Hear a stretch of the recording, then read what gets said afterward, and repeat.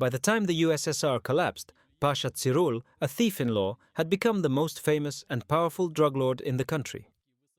It was he who started making wholesale shipments of high-quality cocaine direct from Colombia. He was also a respected lawman and was trusted to keep the dough, which he did for a long time. Youth. The full name of the authority is Pavel Vasilyevich Zakharov.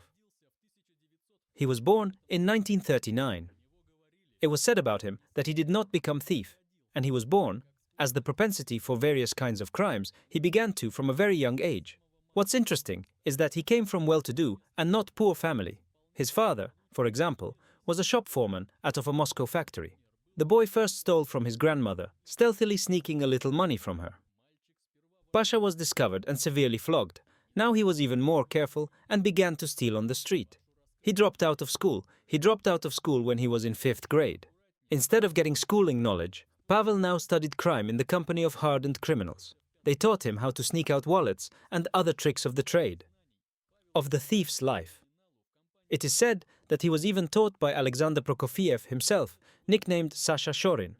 Sasha Shorin, a famous pickpocket of the capital at that time. Although at the end of his life Zakharov said that the reason he became involved in crime was due to a head injury he suffered as a child.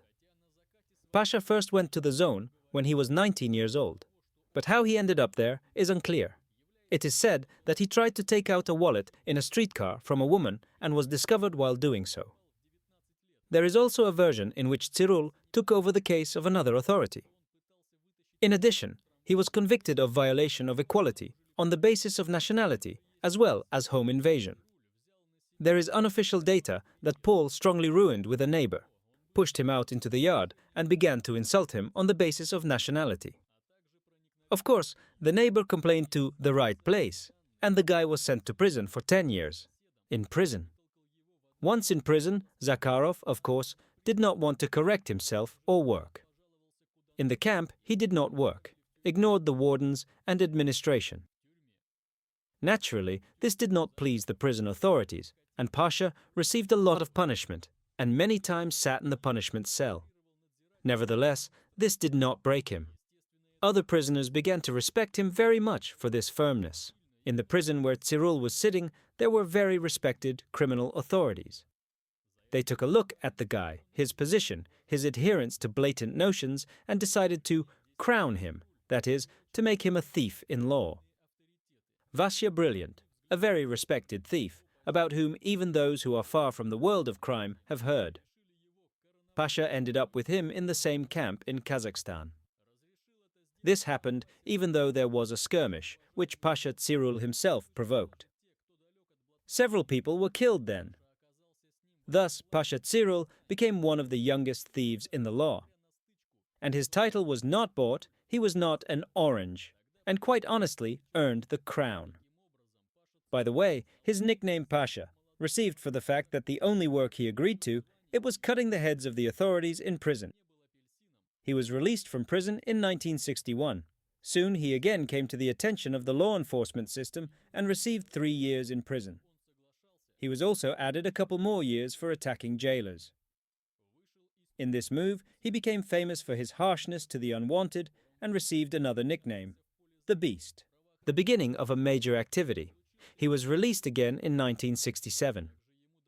Only now, Tsirul was released as a drug addict. In prison, he was addicted to drugs. By the way, because of this addiction suffered his authority, there were rumors that at the showdown, Tsirul could support those who offered him drugs. He had to get money for his entertainment somewhere.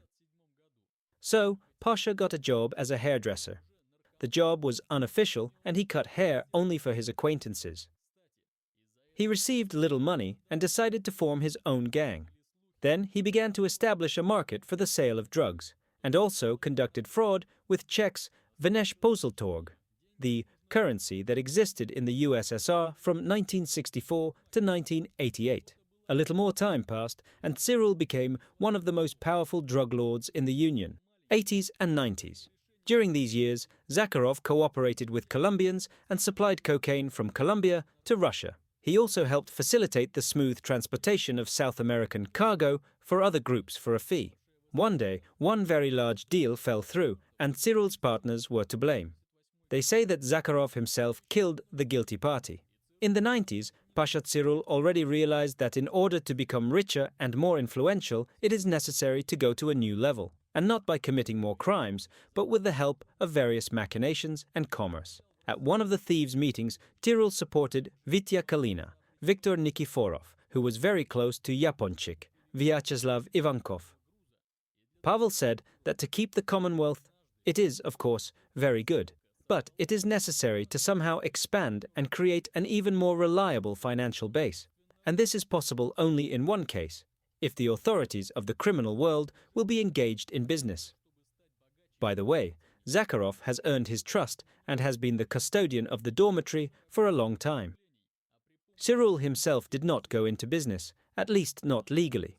At the same time, he always tried to act not by himself, but through intermediaries. He created financial pyramids, one-day firms, car dealerships, which threw away clients. Even if law enforcers uncovered the fraud, Pasha was clean and could not be tampered with. But you have to give him credit.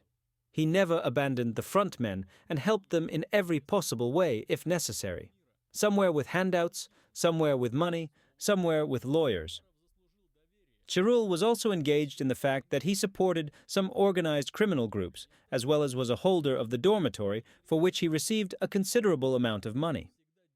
In the mid-1990s, he had already reached the top of his criminal career, but about the usual theft did not forget and little by little stole for the sake of risk and entertainment. Once he robbed a respectable man at the National Hotel. Later, it turned out that this respectable man was an employee of the special services of Western countries, a spy, simply put. Cyril stole not only money from him, but also important documents. Naturally, he was immediately detained. To avoid trouble, he was forced to give the wallet with the documents to the police, but he kept the watch and money as a reward. During a regular meeting, one lawman was against Cyril. It was a well-known thief in the law, nicknamed Vasya Ochko.